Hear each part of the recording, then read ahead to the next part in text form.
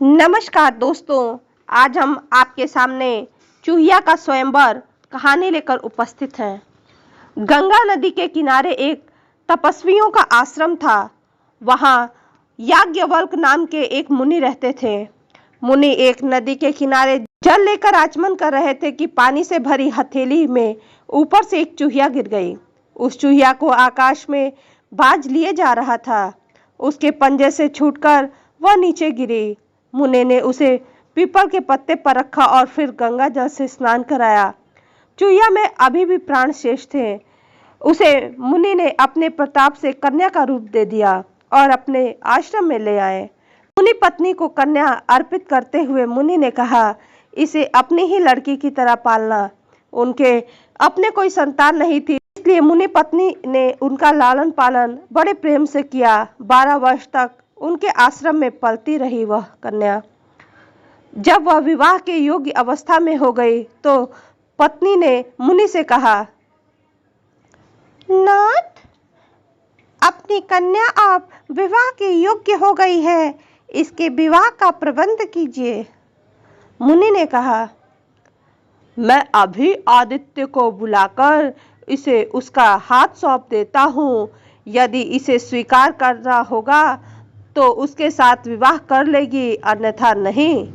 मुनि ने कहा, यह त्रिलोक को प्रकाश देने वाला सूर्य पति रूप में स्वीकार है।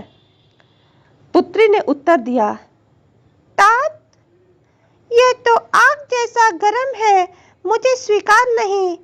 इससे अच्छा कोई योग्य वर बुलाइए। मुनि ने सूर्य से पूछा कि वह अपने से अच्छा कोई वर बतलाए। सूर्य ने कहा, मुझसे अच्छे मेघ हैं जो मुझे ढककर छिपा लेते हैं। मुनि ने मेघ को बुलाया,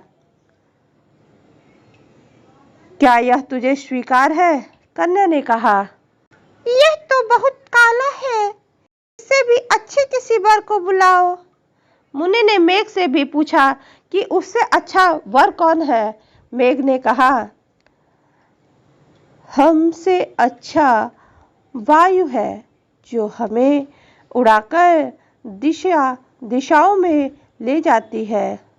मुनि ने वायु को बुलाया और कन्या से स्वीकृति पूछी। कन्या ने कहा, तात, यह तो बड़ा चंचल है, इससे भी किसी उत्तम वर को बुलाओ। मुनि ने वायु से भी पूछा कि उससे भी अच्छा वर कौन है। वायु ने कहा, मुझसे भी अच्छा पर्वत है जो बड़ी से बड़ी आंधियों में भी स्थिर रहता है।